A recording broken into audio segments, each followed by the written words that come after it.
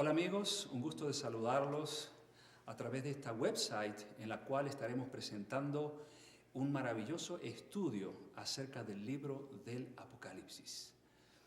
Esto va a ser una especie de aventura profética en la cual ustedes y yo vamos a encontrar el significado de los símbolos y de todos esos misterios que hay en el último libro de la Biblia, que es el Apocalipsis. Un libro que muchas veces no ha sido entendido correctamente. Se han hecho películas basadas en el Apocalipsis, se han escrito libros. Sin embargo, todas esas cosas no han sido presentadas de acuerdo a las enseñanzas propias de la palabra de Dios. Por eso, no vamos a entrar en fantasías, sino en la pura verdad que se encuentra en este libro maravilloso, el Apocalipsis, al cual lo vamos a estudiar de una manera interesante, porque vamos a seguir el método que Jesús usó para hacer entender los misterios o las parábolas que él muchas veces usaba para hacer entender una gran verdad a sus oyentes. Así que muy bienvenidos y esperamos que a lo largo de las charlas que vamos a tener, que van a ser unas cuantas, ustedes puedan seguir este estudio del Apocalipsis con sus propias Biblias, no importa la traducción, y van a descubrir cosas realmente maravillosas, se los aseguro. Así que hoy vamos a iniciar este estudio con algunas explicaciones acerca de lo que significa el Apocalipsis. En realidad la palabra Apocalipsis significa descorrer el velo, o sea, descorrer una cortina. Es eso lo que quiere decir Apocalipsis. No es una palabra para entender que se trata de catástrofe, de fin del mundo y de todas esas cosas, que si bien de eso también se habla ahí, sin embargo, el significado de la palabra Apocalipsis es todo lo contrario, quiere decir descorrer el velo para que ustedes y yo podamos descubrir esas cosas que están allí ocultas a través de símbolos y que muchas veces sí son algunas catastróficas como las 7 plagas y otros eventos que hay ahí, pero no están escritos para asustarnos, sino para darnos esperanza. Y por eso vamos a estudiar este libro para encontrar la esperanza que solamente Dios pudo haber puesto al final de las Santas Escrituras. Así como el Génesis fue el inicio de la historia, el Apocalipsis es el final. Podríamos decir que el Génesis es el inicio del pecado, el inicio de la historia triste de este mundo por causa de la caída de nuestros primeros padres, pero el Apocalipsis nos muestra un futuro glorioso, un futuro donde el pecado desaparecerá para siempre y habrá gozo y alegría y vida eterna para los salvados. Así que, ¿cómo perdernos el último capítulo de la Biblia, que es el Apocalipsis? Es como aquel que lee un libro, comienza por el primer capítulo, pero no ve la hora de llegar al final para saber cómo se desenvuelve esa historia, cómo llega a su clímax.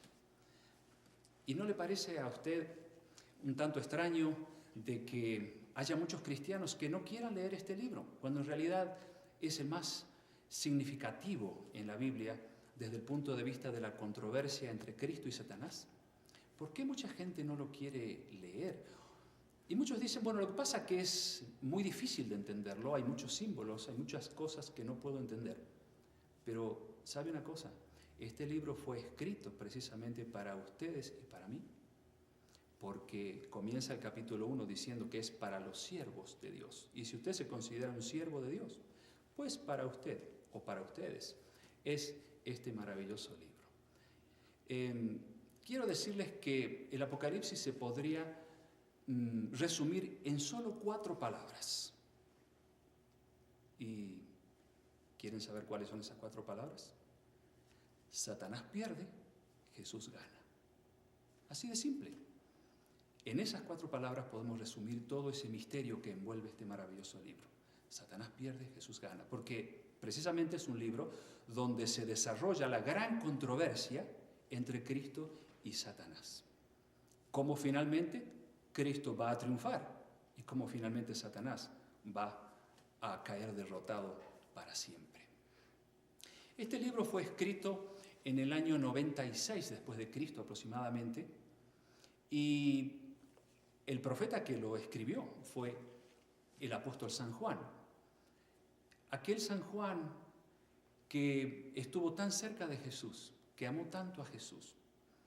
Ahora ya viejito, desterrado en la isla de Patmos, una isla rocosa, donde había una cárcel de alta seguridad para delincuentes incorregibles. El emperador Domiciano, emperador romano, envió al viejito Juan, a don Juan, a San Juan, a esa isla para que dejase de predicar el Evangelio. Y lo que parecía una derrota para el mundo cristiano fue una victoria, porque precisamente en esa isla rocosa San Juan recibe la maravillosa revelación del Apocalipsis. Vamos a leer lo que dice el capítulo 1. Ustedes pueden seguirme con sus Biblias o bien anotar estos textos. El capítulo 1, versículo 1 al 3 del libro del Apocalipsis, este hermoso y apasionante libro que hoy tendremos la dicha de comenzar a estudiar junto a ustedes, dice en el versículo 1, la revelación de Jesucristo que Dios le dio para manifestar a sus siervos las cosas que deben suceder pronto. ¿Escuchó bien lo que dije al principio? La revelación de Jesucristo que Dios le dio para manifestar a sus siervos. Como dije hace algunos instantes, este libro fue escrito para los hijos de Dios. ¿Por qué los hijos de Dios no lo estudian? Mire, yo quiero decirle algo. Una de las razones por las cuales muchos cristianos no estudian este libro es porque el diablo no quiere que entendamos cuáles son las tretas, cuáles son las estrategias que él usa para querer engañarnos. Es esa la razón más importante, la razón más importante. Pero ustedes y yo estamos aquí precisamente para descubrir esas trampas que están escondidas en este apasionante libro. Ustedes y yo que somos siervos de Dios. Y luego dice que Jesucristo declaró esta revelación, enviándola por medio de su ángel a su siervo Juan, que ha dado testimonio de la palabra de Dios y del testimonio de Jesucristo y de todas las cosas que ha visto. Y el versículo 3 del capítulo 1 del Apocalipsis dice algo realmente maravilloso. Bienaventurado el que lee y los que oyen las palabras de esta profecía y guardan las cosas en ella escritas, porque el tiempo está cerca. ¿Se acuerdan ustedes de las bienaventuranzas del monte? Allá en el Monte de los Olivos, cuando Jesús habló de las bienaventuranzas. Él no volvió a usar esta palabra sino hasta recién al final de este libro en el Apocalipsis, capítulo 1, verso 3. Porque la palabra bienaventurado quiere decir mucho más que feliz. Esa felicidad que solamente Dios puede dar. Podríamos decir que ningún ser humano en la tierra es bienaventurado, a menos que tenga a Cristo en su corazón. No existe la palabra bienaventurado para un ser humano normal, que no ha tenido oportunidad de conocer a Dios todavía. Puede gozar de felicidad, puede ser feliz, pero nunca ser bienaventurado, a menos que Cristo esté habitando en su corazón. Ese es el mensaje que hay en la palabra de Dios. Y por eso aquí la siguiente bienaventuranza, después de las que Jesús mencionó en el Monte de las Olivas, dice, bienaventurado o mucho más que feliz el que lee, los que oyen y los que guardan las palabras que están escritas en este libro. Fíjese, interesante, no solo que este libro es para ustedes y para mí, porque nos consideramos hijos de Dios, sino que allí San Juan escribió, inspirado por Dios, feliz el que lee, oye pero con el deseo de aprender, y guarda las cosas que están escritas aquí. Así que, ¿por qué habríamos de perdernos el estudio de este tan apasionante libro de la Biblia? Desde este momento, si nosotros queremos no solo leer, sino oír y guardar, es decir, poner en práctica las enseñanzas que hay aquí, entonces seremos bienaventurados. No se olviden de esa palabra. De paso, ¿saben cuántas veces aparece la palabra bienaventurado en el Apocalipsis? 7 veces. Cuando Dios quiere decir algo sumamente importante, lo hace usando el número 7. Y en el Apocalipsis ustedes van a ver que se repite muchas veces el número 7. Y una de esas veces es cuando Dios le revela a San Juan las 7 bienaventuranzas, incluida esta primera que hemos leído. Y si quiere anotar para luego investigar y encontrar esas bienaventuranzas, esas 7 que hay en el Apocalipsis, se los paso. Capítulo 1, verso 3, que acabamos de leer. En el capítulo 14, verso 13, la segunda bienaventuranza. En el capítulo 16, verso 15, está la tercera bienaventuranza. En el capítulo 19, verso 9, ahí está la cuarta bienaventuranza. La quinta la encontramos en el capítulo 20, versículo 6, siempre del Apocalipsis, por supuesto. La siguiente está en el capítulo 22, versículo 7. Y la séptima bienaventuranza está en el capítulo 22, versículo 14. Se los dejo de tarea para que ustedes descubran estas maravillosas bienaventuranzas que Dios deja en el Apocalipsis. ¿Cuál es el método que nosotros como cristianos debiéramos usar para entender los misterios del Apocalipsis, esos símbolos tan extraños que hay ahí? ¿Qué mejor que preguntarle a la misma Biblia cuál es ese método? Y vamos a recurrir al método de Jesús, nuestro máximo maestro en cuestiones religiosas y espirituales. Vamos a ir al libro de San Lucas capítulo 24. El libro de San Lucas capítulo 24. Allí se registra algo interesante que quiero compartir con ustedes y que no es otra cosa más que el método que Jesús utiliza para descifrar ciertos misterios. Allí en el libro de San Lucas capítulo 24, los versículos 25 al 27, se registra este hecho de algunos discípulos que iban camino a Emaús hablando acerca de lo que había pasado con Jesús. Jesús ya había muerto, ya había resucitado, sin embargo los discípulos todavía estaban ciegos respecto a ese acontecimiento. Y ellos iban camino a ese pueblito Emaús y Jesús se les apareció. Él iba caminando con ellos, pero ellos no lo reconocieron hasta cierto momento. Y como estos discípulos no entendían lo que había pasado con Jesús, Jesús les dijo, que se unió a ellos: «Oh insensatos y tardos de corazón para creer todo lo que los profetas han dicho. ¿No era necesario que el Cristo padeciera estas cosas y que entrara en su gloria?». Y fíjense lo que dice el versículo 27, cómo Jesús utiliza esta estrategia para abrirle los ojos espirituales a sus discípulos y hacerle entender de una vez por todas lo que realmente había acontecido con él. Y comenzando desde Moisés, dice el versículo 27, y siguiendo por todas las profecías, les declaraba en todas las escrituras lo que de él decían. Entonces, fíjense, lo que hace Jesús para abrirle los ojos a sus discípulos y que ellos pudieran entender lo que realmente había acontecido con él, algo que no era nuevo, sin embargo, los discípulos estaban ciegos, aunque ya habían escuchado de la boca de Jesús lo que iba a acontecer con él. Sin embargo, Jesús murió, resucitó y los discípulos no entendían nada de lo que estaba pasando. Al contrario, se chasquearon. Entonces Jesús les abre los ojos, recorriendo los libros del Antiguo Testamento, desde Moisés, siguiendo por todos los profetas, les declaraba en todas las escrituras lo que de él decían.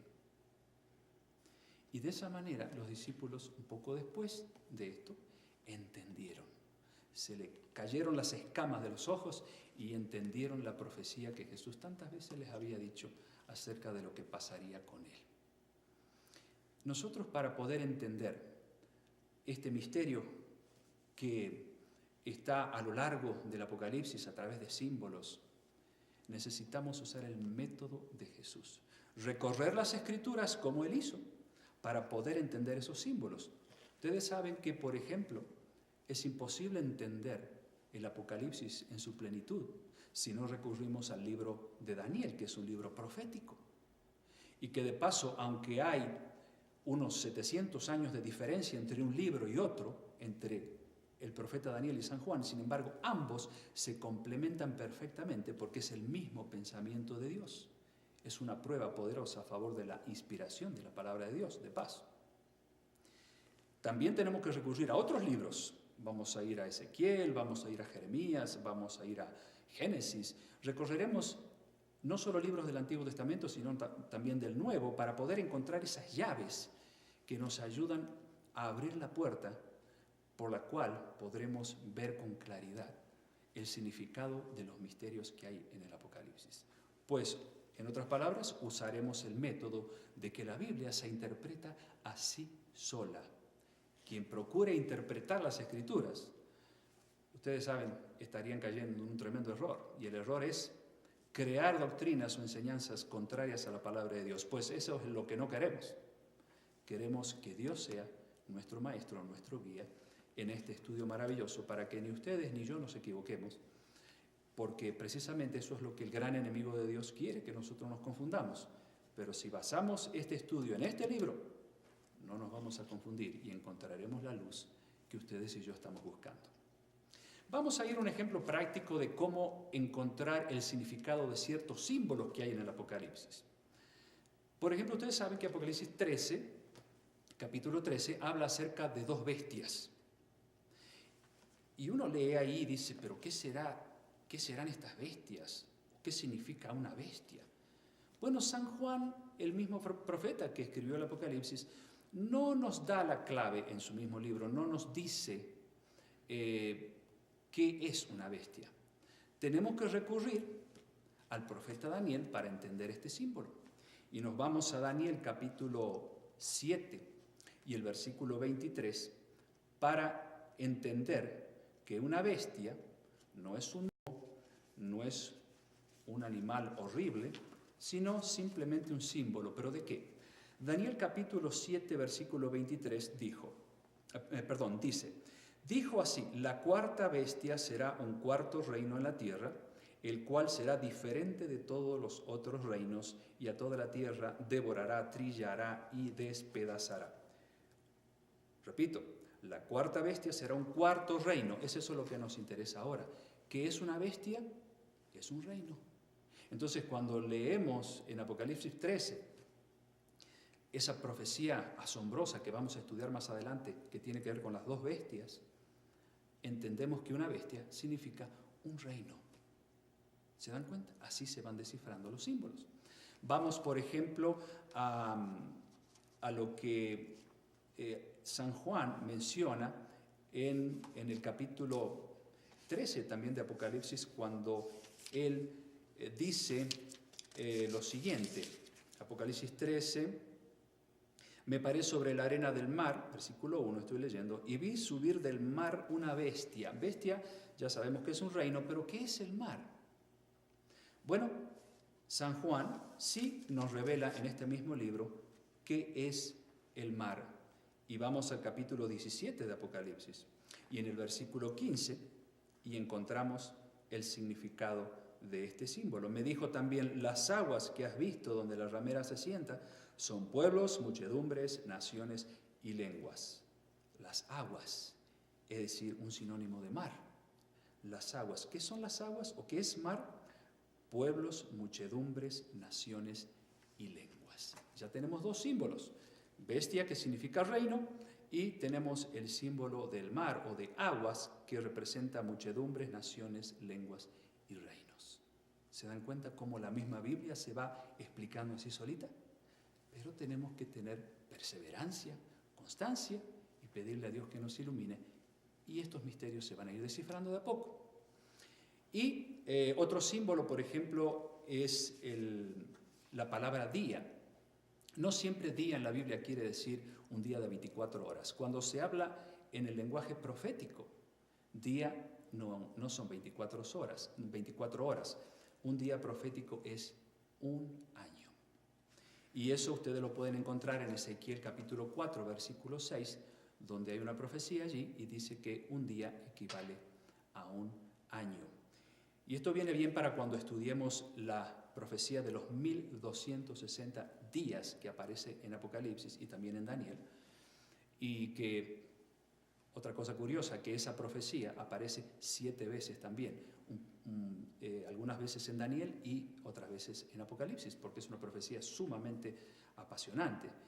Y esos 1260 días son 1260 años, porque son días proféticos. Y a medida que avancemos en este estudio, queridos amigos, vamos a analizar los 4 misteriosos jinetes del Apocalipsis. ¿Qué es eso de los 4 caballos del Apocalipsis? Veremos también el apasionante tema del milenio. ¿Cuándo va a comenzar ese milenio en la historia de este mundo? Vamos a estudiar los 7 sellos, la gran ramera del capítulo 17, las 7 últimas plagas. Vamos a estudiar las 2 bestias de Apocalipsis 13 y otra serie de misterios que iremos descubriendo en este maravilloso libro. Por eso va a ser necesario que nos tomemos un tiempo para que estos temas los podamos ir desarrollando un par de veces a la semana. Cada viernes y cada sábado a través de esta website ustedes podrán seguir este curso, tomar nota, incluso participar desde allí. Tenemos un blog donde ustedes podrán hacer preguntas, podrán dar sus opiniones, podrán poner sus inquietudes, lo que ustedes quieran, y con gusto le estaremos respondiendo a esas inquietudes, preguntas, observaciones que ustedes tengan. Con mucho gusto lo haremos. Ahora, antes de terminar, podríamos hacernos la pregunta: ¿cuánta seguridad hay de que yo estudie este libro y lo pueda entender, siendo que todos los que escribieron la palabra de Dios, incluyendo el Apocalipsis, fueron hombres?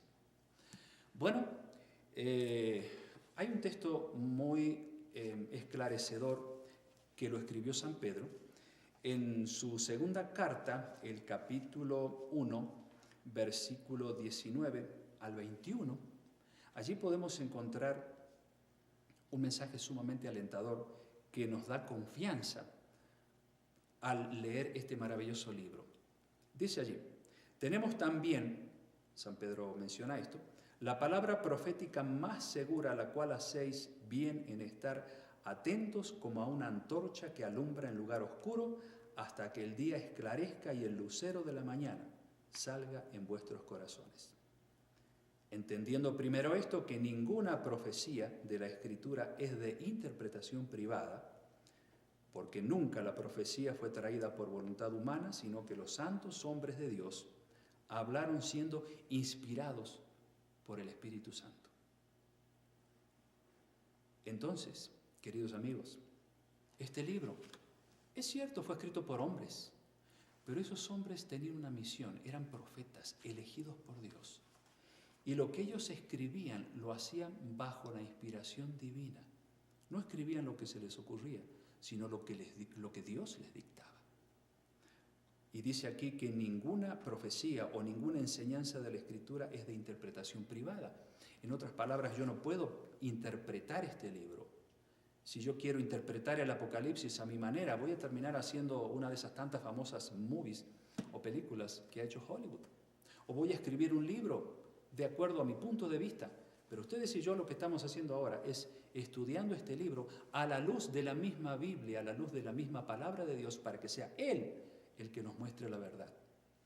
Por eso no debemos interpretarla en forma personal, sino dejar que ella misma, la Biblia misma, se interprete así solita, como estuvimos haciendo ya algunos ejemplos recientemente. Y como dice aquí San Pedro, nunca la profecía o la enseñanza registrada en la palabra de Dios fue traída por voluntad humana, sino que los santos hombres de Dios fueron inspirados por el Espíritu Santo. De ahí es que una prueba grande de la inspiración, lo que le mencioné hace algunos minutos, es el hecho de que Apocalipsis no se puede entender si es que no recurrimos al profeta Daniel y a muchos otros libros de la Biblia. ¿Por qué todos ellos se complementan, siendo que hay mucha diferencia de tiempo entre un profeta y otro? Eso es una evidencia poderosa a favor de la inspiración de este libro sagrado, que no contiene ninguna sola contradicción. Todo es una armonía perfecta, porque es el pensamiento de Dios.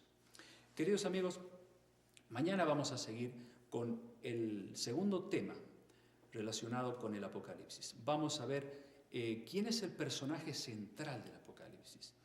Y nos vamos a deleitar al descubrir ese personaje maravilloso.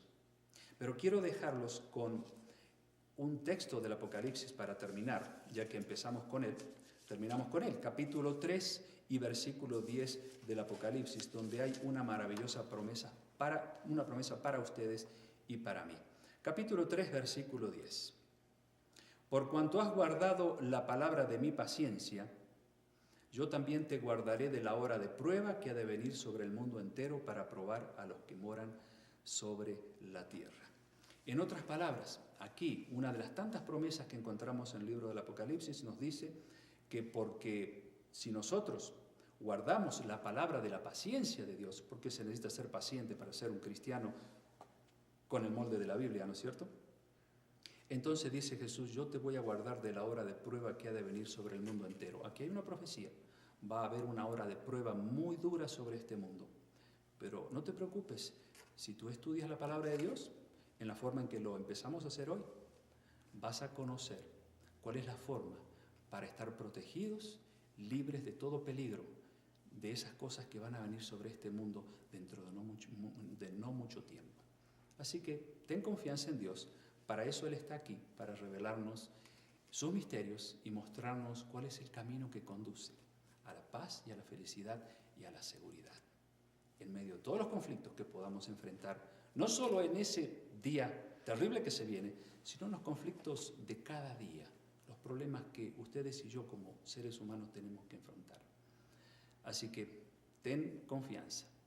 Dios está contigo, Dios está conmigo, y entonces si transitamos este sendero de la vida cristiana tomados de su mano y descubriendo las maravillosas enseñanzas que hay en este libro, pues de nada tenemos que temer. Queridos amigos, ha sido un gusto compartir con ustedes esta primera lección del apasionante libro del Apocalipsis. Mañana estaremos entonces presentando la segunda lección cuando analizaremos el personaje central del Apocalipsis. Recuerden, Apocalipsis se resume en 4 palabras. Satanás pierde y Jesús gana. Y es eso lo que nos da mucha confianza y alegría en el corazón. Deseo de corazón que Dios los bendiga y que nos podamos ver mañana, si Él así lo permite. Gracias.